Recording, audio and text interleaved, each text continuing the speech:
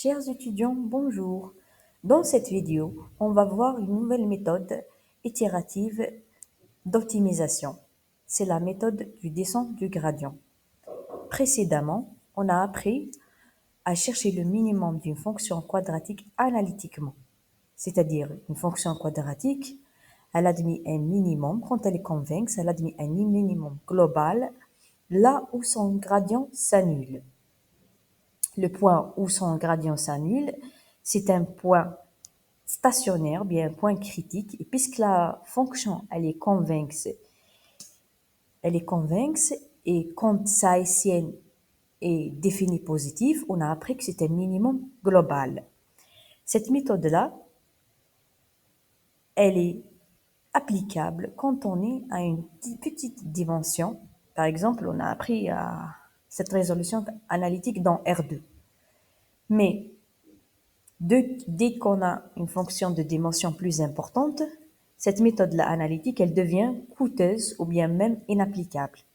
Donc, dans cette vidéo-là, on introduit une méthode plus applicable à une dimension plus supérieure, c'est la méthode de descente du gradient. Donc, l'objectif principal de cette vidéo est de vous faire comprendre l'intuition derrière l'algorithme de la descente du gradient. Et à la fin de cette vidéo, vous serez capable de comprendre aussi l'influence des choix des paramètres liés à cet algorithme-là, les choix du point de départ, les choix du learning rate ou bien du pas d'apprentissage.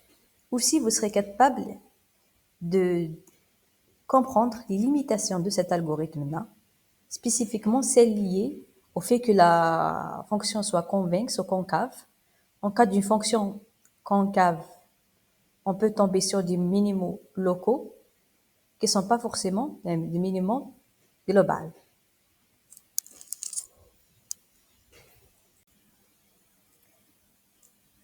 Donc, l'idée derrière la méthode du gradient, elle est très intuitive. Imaginez-vous, par exemple, comme vous le voyez sur la photo à gauche, que vous êtes en haut d'une colline dans le brouillard et vous voulez descendre jusqu'au point le plus bas. Pour cela, vous regardez autour de vous et vous avancez dans la direction de la pente la plus rapide vers le bas. C'est exactement ce que fait la méthode de descente des gradients, c'est-à-dire mathématiquement, on calcule le gradient de la fonction. Le gradient, c'est la direction dans laquelle la fonction augmente le plus. Puis, on se déplace dans le sens opposé du gradient.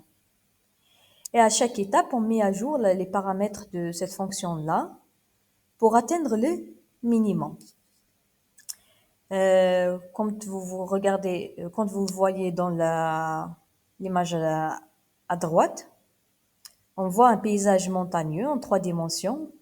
C'est une représentation graphique d'une fonction concave, comme on le voit, elle est concave, à plusieurs variables.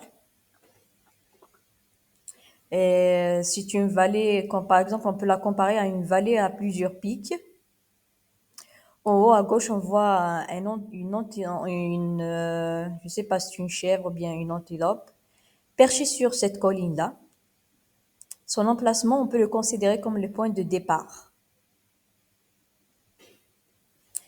Cette antilope, elle cherche forcément de l'eau, peut-être, qui va cette eau-là se retrouve dans le point le plus bas de cette colline.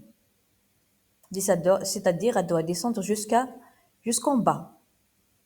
Descendre jusqu'en bas, c'est trouver le minimum global de cette fonction-là concave. Et à chaque étape, elle suit la direction où la pente descend le plus vite. C'est la direction opposée du gradient. Mais attention, comme on le voit sur l'image, il y a plusieurs vallées, c'est-à-dire, cela signifie que la fonction peut avoir plusieurs minima locaux, comme on l'a dit, puisqu'elle est concave, et qu'on ne trouve pas forcément le minimum global. Ce genre de visualisation, comme vous voyez, nous aide à comprendre pourquoi la descente du gradient dépend beaucoup du point de départ.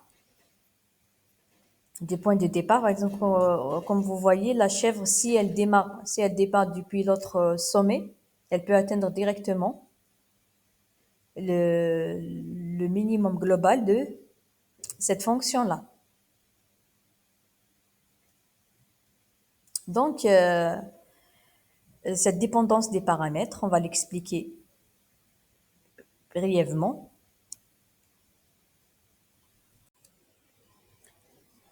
Donc, cette méthode de descente de gradient dépend du point de départ, dépend aussi de, euh, du pas d'apprentissage, c'est-à-dire le pas avec lequel on avance vers la prochaine itération. Le pas d'apprentissage, ou ce qu'on appelle aussi le learning rate, c'est un paramètre crucial dans la méthode du descente de gradient. C'est détermine à quelle vitesse on avance vers le minimum. Si le pas est trop petit, comme on voit sur l'image à gauche, la convergence vers la solution analytique ou bien vers le minimum, elle peut être très, très lente. Donc, l'algorithme mettra beaucoup de temps à converger, comme si on descendait la montagne à petits pas. C'est comme si on descendait la montagne à petits pas très minuscules. Donc, ça va nous coûter beaucoup de temps pour y arriver au minimum. En revanche, si le pas est trop grand, on risque de sauter par-dessus du minimum.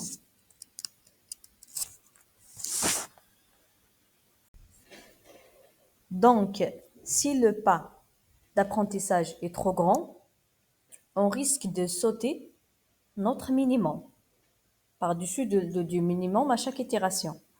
Ou bien, euh, il y a un risque de divergence, c'est-à-dire on saute de l'autre côté du minimum sans jamais se stabiliser à ce point-là, au point qu'on cherche. Donc, il faut trouver un bon compromis entre un pas suffisamment petit ou bien un pas suffisamment grand, c'est-à-dire le bon learning rate, pas trop petit, pas trop petit, pas trop grand, pour ne pas louper notre minimum et pour la stabilité notre algorithme itératif.